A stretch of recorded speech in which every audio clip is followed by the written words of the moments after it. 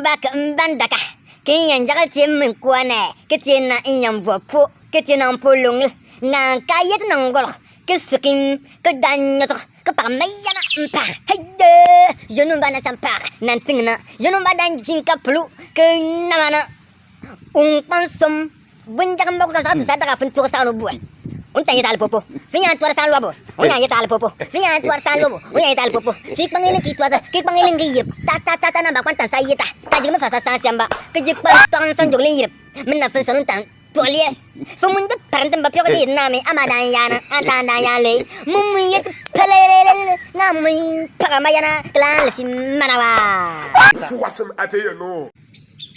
jawa asri me posmi asri me posmi nya wana dina ngam pangkan tu pos na pakawa aran tu sigim pos kan temel pare kan mena sun nan nan tam gunya yagla ne bisula pos na pare ko ya ne bisula pos abi anu nan tunu na ke ta insal yer mena fa tu hol le fa aji to pe na mi ko le ko ji sigim pos ni adai sha De lutu lutu dat tora. You know baraka sia. keme ye nupa ka finta ba ka ko asgi posim mi Mo puabira. Mo nubre jig motana. Te kan fitak bamba kasi. Amo yana ka to man ngande ka fana. De bi ka gwenti no sane jerma. Amo ya na bom pu. fa ko asgi posim mangana ye nu dan jingme ka plowe kanam po ngpam boy fene ye nu dan jingme ka plowe kanam po ye lam Fin. kelite ye nu dan jing ka plowe kanam po luwatno utie ngbanan to bakalena kelite ke ngbanan to bakal mentan cete ngbanan to bakal ke bi yino yomba ke be onomba po on suata men dako on yet ngam be danya to ke tilm makbakala aka mangalan le toni amangalan le makbatri amangalan akalan le makbatri Ngoy ka long ka kwani. Agar bunga mi at ak bedak pakare ya. Amungut kemulani atinen le. Ko kom. de te mani amir te fare le botu se mi yino tin on charme konle mi boy onomba ule ki luona ngontel mi ta yino yo matan fala ba biya da boy ko tin kwanka kala ne wannan untu wannan ntana mun tan mun nte mun mamma ni amiga mamma ni Praise the Lord. Ite bal mani ne. mpule po ete pasta tre mani ya fanni po jan mantrama pasta le gani po ngal ke jangami mpon kan to so yan maka so le ngami so ne boto yale ngaka fi ke so le mi ngar jino so tuna so ko posen namo so ko Wasam. Tin kasa te yamba me. be yedro aw want mangane yabat yedro Wat mangana yabte.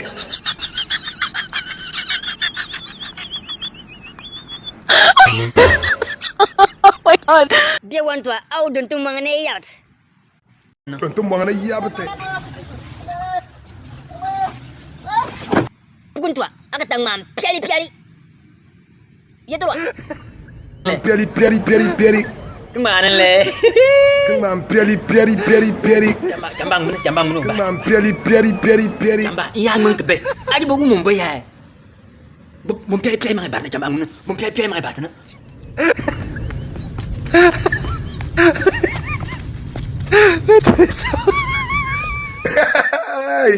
Yeah.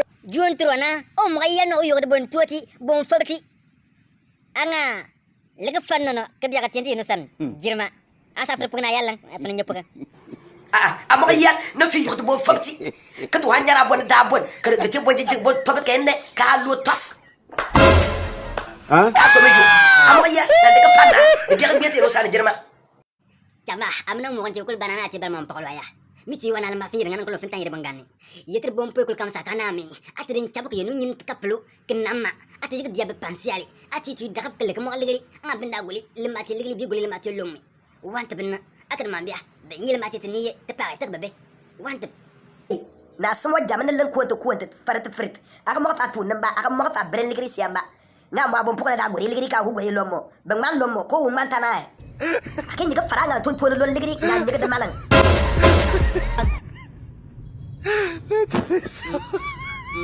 mbo wanane mbo wanane Jana. Nyamana. 什么呀？呀呗。啊，我上外巴上本个东西把做的快管大件子呢，我发钱就我都反正非个件那就能的，说个讲破货呢，个件件嘛，你忙我那么拿上万难的，要这个件件当我那个怎么拿上万？对。No no no no.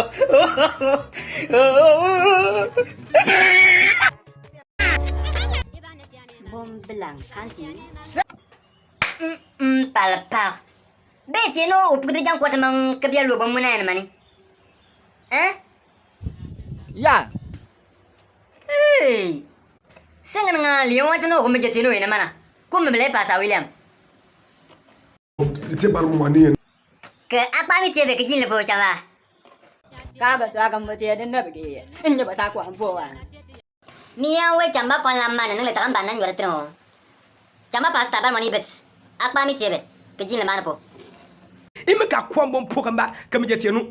Chamba ngan nga yung wan tong bom pokon baka meja tino nunong ke men sabo ke bil mate bonung ke mitang yitu ambana nara dugina yitu yan yane ke uya bona na wasi de fili bom mbia kalan ka ban bom pokon baka meja tino nunong. Isa.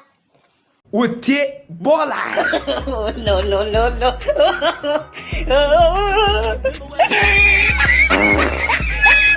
Bola.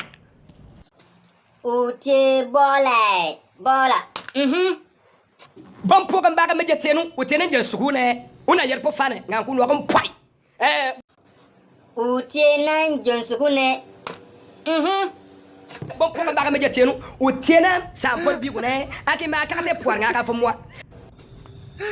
Utie nan sampol biugune. Bon pour mba comme je tienu, o tienen pon mba doa ngan ka jami ka ne de ko wala foar. Utie nan jamin ba duanga ka kunu kalangane. Ko atayan le. Bon pour mba comme je tienu, o tienen pon mba doa ngan ka jami ka ne de ko wala foar.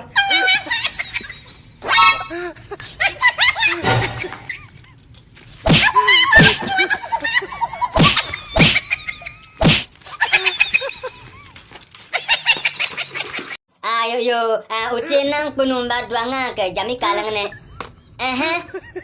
Bon pour mba comme je tienu, o tienen bon yo ne be pa boni, c'est que ngabre lu.